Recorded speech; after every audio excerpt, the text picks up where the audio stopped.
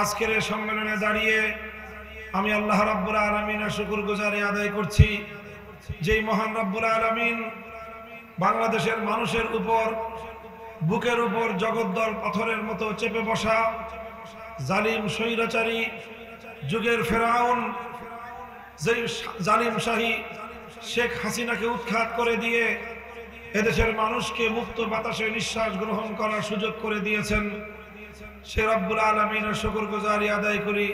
আল্লাহুম্মা লাকাল হামদু ওয়া লাকাশ শুকর। আমি এই বাংলাদেশ নিরাপদ, নির্বিঘ্ন, শান্তিপ্রিয় গণমানুষের স্বস্তির ঠিকানা এই বাংলাদেশ পরিস্থিতি তৈরি হওয়ার জন্য কৃতজ্ঞতা ভরে, শ্রদ্ধা ভরে স্মরণ করছি ওই সকল বীর শহীদানদেরকে, যাদের আত্মত্যাগের বিনিময়ে বাংলাদেশ আজ দ্বিতীয়বারের মতো স্বাধীনতা অর্জন করেছে, যাদের আত্মত্যাগ এবং কোরবানির বিনিময়ে ফ্যাসিবাদ মুক্ত হয়েছে বাংলাদেশ। সেই 2009 সালের বিডিআর বিদ্রোহের নামে 57 জন দেশপ্রেমিক সেনা কর্মকর্তা 2013 সালে নন্দিত মুফাসসিরে কোরআন আল্লামা দেলোয়ার হোসেন সাঈদী রাহিমাহুল্লাহর বিরুদ্ধে সাজানো নাটকের মামলায় মৃত্যুদণ্ডের রায় ঘোষণার প্রেক্ষিতে নেমে আসা প্রতিবাদী জনতার, কোরআন প্রেমিক শহীদ জনতাকে স্মরণ করছি 2013 সালের 5ই মে শাপলা চত্বরে আল্লাহর নবীর ইজ্জতের হেফাজতের জন্য সমবেত বীর শহীদান হেফাজতে ইসলাম বাংলাদেশের নবী প্রেমিক তৌহিদি জনতাকে স্মরণ করছি। 2014, 15, 16 সালের দিকে বাংলাদেশে একতরফা নির্বাচন করে জনগণের ইচ্ছা এবং অভিপ্রায়ের বিরুদ্ধে বাংলাদেশকে পরিচালনা করার অসৎ উদ্দেশ্যে শেখ হাসিনা কর্তৃক গুম খুনের শিকার বিভিন্ন বিরোধী মত ও পথের নেতা কর্মীদেরকে স্মরণ করছি। 2021 সালে বাংলাদেশের স্বাধীনতার সুবর্ণ জয়ন্তী পালনকালে বাংলাদেশের মাটিতে নরঘাতক মুসলমানদের খুনি গুজরাটের কসাই নরেন্দ্র মোদীকে আমন্ত্রণ জানিয়ে মুসলমানদের পবিত্র ভূমিকে অপবিত্র করার হাত থেকে রক্ষা করার জন্য নেমে আসা হেফাজতে ইসলামের প্রতিবাদী জনতার উপর বুলেটের আঘাত করে যেই 25-30 জন হেফাজতের নেতাকর্মীকে শহীদ করা হয়েছে, তাদেরকে সর্বশেষ 2024 সালের জুলাই এবং আগস্ট মাসে ছাত্র জনতার বিপুল উৎসাহ এবং উদ্দীপনা অংশগ্রহণের মধ্য দিয়ে গড়ে ওঠা বৈষম্য বিরোধী আন্দোলন এবং সেই আন্দোলনে জালিম শাহী স্বৈরাচারী শেখ হাসিনা, তার দোসর খুনি মন্ত্রিসভার সদস্যবর্গ এবং তাদের হেলমেট লীগ, হাতুড়ি লীগ আর তাদের সন্ত্রাসী লীগের এলোপাতাড়ি গুলি নির্বিচার হত্যাকাণ্ডে শাহাদাতপ্রাপ্ত বাংলাদেশের সহস্রাধিক দামাল কামাল সন্তান এবং 3 বছরের শিশু সন্তান থেকে নিহত সকল বীর শহীদানদেরকে, সংগ্রামী সাথী ও বন্ধুগণ, বিরাট লম্বা ফিরিস্তি একজন মানুষের শাসনামলে এতগুলো গণহত্যা পরিচালনা হওয়ার রেকর্ড সমকালীন পৃথিবীতে দ্বিতীয়টি আছে বলে আমার জানা নেই। শেখ হাসিনার বর্বরতা অনেকটা নরেন্দ্র মোদীকেও ছাড়িয়ে গিয়েছে। শেখ হাসিনার বর্বরতা ওই জালিম শাহী ইসরায়েলের বর্বরতার সঙ্গে অনেকটা সামঞ্জস্যপূর্ণ। একদিকে যখন ইসরায়েল ফিলিস্তিনি মানুষের উপর হত্যাযজ্ঞ চালায়, সেই একই সঙ্গে পাল্লা দিয়ে শেখ হাসিনা বাংলাদেশের শান্তিকামী মানুষের উপর দমনপীড়ন চালিয়েছে। সেই শেখ হাসিনার পতন বাংলাদেশের জন্য একটি নতুন সম্ভাবনার দুয়ার উন্মোচন করে দিয়েছে। আজ বাংলাদেশ নতুনভাবে মুক্তি পেয়েছে। অনেকেই তাই 2024 সালের 5ই আগস্টকে বাংলাদেশের দ্বিতীয় স্বাধীনতা দিবস হিসেবে উদযাপন করছে।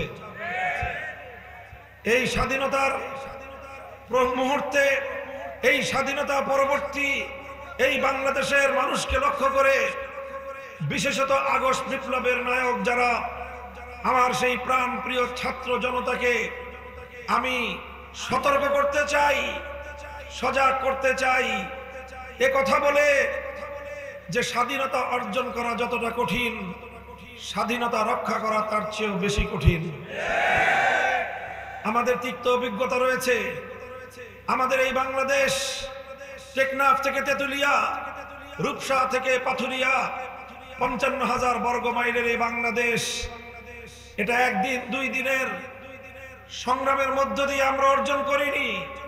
এই বাংলাদেশ অর্জন করতে আমাদেরকে তিনটি আধিপত্যবাদ সাম্রাজ্যবাদী শক্তির বিরুদ্ধে লড়াই করতে হয়েছে।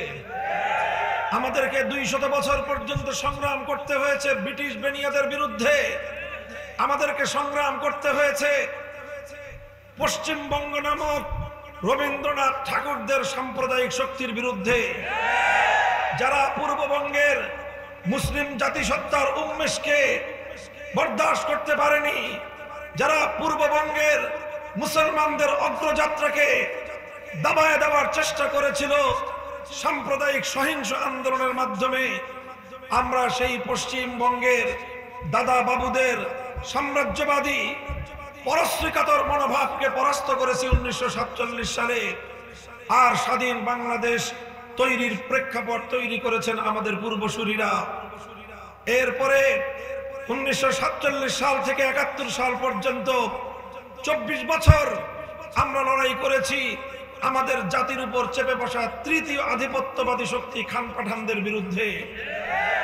আমরা বলেছিলাম পশ্চিম পাকিস্তানিদেরকে, তোমরা আমাদের ভাই, আমরা তোমাদের ভাই, ভ্রাতৃত্বের সম্পর্ক হবে। পশ্চিম পাকিস্তানিরা আমাদেরকে বলে দিয়েছিল, না তোমরা আমাদের দাস, আমরা তোমাদের প্রভু হব। আমাদের মরহুম মজলুম আলেম, মজলুম জননেতা আব্দুল হামিদ খান ভাসানীর ভাষায় তখন বলে দিতে হয়েছিল, যদি তোমরা আমাদের প্রভু সাজতে চাও তাহলে আমরা তোমাদেরকে সালাম জানাই, ওয়ালাইকুমুস সালাম, তোমাদের সঙ্গে আমাদের কোনো সম্পর্ক থাকবে না।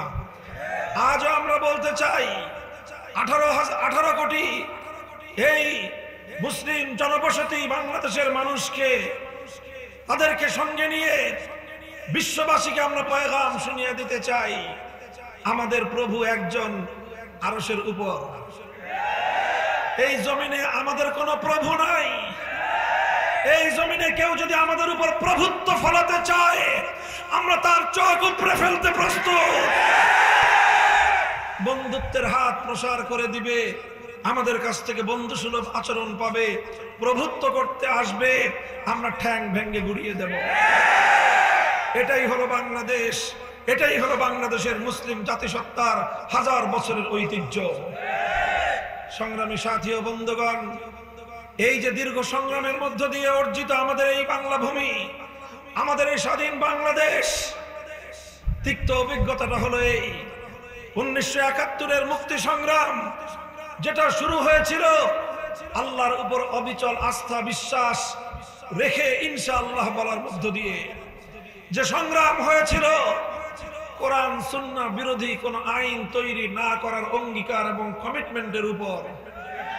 সেই সংগ্রাম যখন বিজয় পেল 1971-এর 16ই ডিসেম্বর, সেই বিজয়ের কয়েক মাসের মধ্যেই একটি দেশ যারা কোনোদিন বাংলাদেশকে স্বনির্ভর জাতি হিসেবে দেখতে চায়নি, তারা সেই সূচনা লগ্নে, বাংলাদেশের জন্ম লগ্নে, তাদের দেশ থেকে একটি প্রেসক্রিপশনের মাধ্যমে, একটি ছোট্ট চিরকুটের মাধ্যমে তাদের দেশের মূল নীতিমালা আমাদের 7 কোটি বাঙালির ইচ্ছা এবং অভিপ্রায়ের বিরুদ্ধে গিয়ে আমাদের দেশের উপর চাপিয়ে দিয়ে 72 সালের সংবিধান তৈরি করতে বাধ্য করেছিল।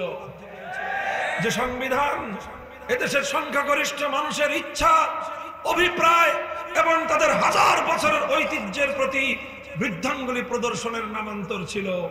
সংগ্রামী সাথী ও বন্ধুগণ, আমি বলছিলাম বাংলাদেশের স্বাধীনতা অর্জনের অল্প কয়েক মাসের মধ্যেই এভাবে বাংলাদেশের মানুষের অভিপ্রায়, ইচ্ছা, তাদের চিন্তা চেতনা, তাদের কৃষ্টি কালচার 1000 বছরের ঐতিহ্যের বিরুদ্ধে একটি কায়েমি স্বার্থবাদী গোষ্ঠী বাংলাদেশের দীর্ঘ 200 বছরের স্বাধীনতার সংগ্রামকে ছিনতাই করে নিয়েছিল। কাজেই সেই জায়গা থেকে আজও আমরা বলতে চাই, যেভাবে ৭২-এর চেতনার মাধ্যমে ৭১-এর চেতনাকে ছিনতাই করা হয়েছিল, আজও বাংলাদেশে ২০২৪ সালের আগস্ট বিপ্লব এবং অভ্যুত্থানের পর এই বিপ্লব এবং এই বিজয়কে ছিনতাই করার পায়তারা চলছে। এই ষড়যন্ত্রকে যে কোনো মূল্যে রুখে দিতে হবে। আগস্ট বিপ্লবের ভিত্তিতেই আগামীর বাংলাদেশ গড়তে হবে। শেখ হাসিনা এবং আওয়ামী লীগের প্রতি দুর্গন্ধময় রাজনীতিকে প্রত্যাখ্যান করতে হবে। শেখ হাসিনার রাজনীতি দুই বৈশিষ্ট্য সম্পন্ন ছিল। শেখ হাসিনার রাজনীতি ছিল প্রতিশোধের রাজনীতি। তার কথা ছিল, যে জাতি তার বাবাকে হত্যা করেছে, খুন করেছে, তিনি সেই জাতির কাছ থেকে প্রতিশোধ গ্রহণ করবেন। তিনি বাঙালি জাতিকে দেখিয়ে দেবেন। এটাই ছিল ৭৫-এর ১৫ই আগস্ট পরবর্তী আন্তর্জাতিক গণমাধ্যমে প্রদত্ত শেখ হাসিনার বক্তব্য। শেখ হাসিনা শুধু তার পরিবারের হত্যাকাণ্ডই দেখেছিল, কিন্তু তার পূর্বে তার বাবার প্রতিষ্ঠিত ৩.৫ বছরের বাকশালের কালো আইনের কথা সে ভুলে গিয়েছিল। বাকশালের অন্ধকার যুগের কথা একবার তার মনে পড়ে নাই। ৩.৫ বছরে কম করে হলেও ৩০,০০০ মায়ের কোল খালি করেছিল সেই যুগের বাকশালী বঙ্গবন্ধু শেখ মুজিবুর রহমান সাহেব।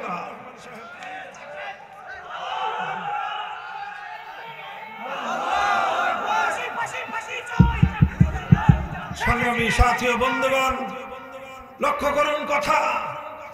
বাংলাদেশের মুক্তিযুদ্ধে যেই পরিমাণ প্রাণহানি হয়েছে, যেই পরিমাণ মানুষের শাহাদাত বরণ করতে হয়েছে, মুক্তিযুদ্ধ পরবর্তী ৩.৫ বছরের বাকশালী আমলে তার চেয়েও বেশি মায়ের কোল খালি করেছিল তারা। এর অনিবার্য পরিণামে ঘটেছিল ১৫ই আগস্টের অভ্যুত্থান। সে কথা ভুলে গিয়ে শেখ হাসিনা ঘোষণা দিয়েছিল প্রতিশোধ গ্রহণের। এরপর ১৯৭৫ সালের ১৫ই আগস্ট থেকে ২০২৪ সালের ৫ই আগস্ট পর্যন্ত শেখ হাসিনার ৫০ বছরের রাজনীতি ছিল বাংলাদেশের মানুষের কাছ থেকে প্রতিশোধ গ্রহণের রাজনীতি। দুঃখজনক বিষয় হলো, এর চেয়েও বেশি মর্মান্তিক বিষয় হলো, শেখ হাসিনা শুধু বাংলাদেশের জনগণের থেকে প্রতিশোধ নেয়নি, সে প্রতিশোধ নিয়েছে আওয়ামী লীগের কাছ থেকে।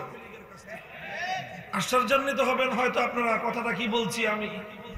লক্ষ্য করে শুনেন, শেখ হাসিনার অনেকগুলো বক্তব্য সামাজিক যোগাযোগ মাধ্যম এবং বিভিন্ন মিডিয়ায় এখনো পর্যন্ত আছে।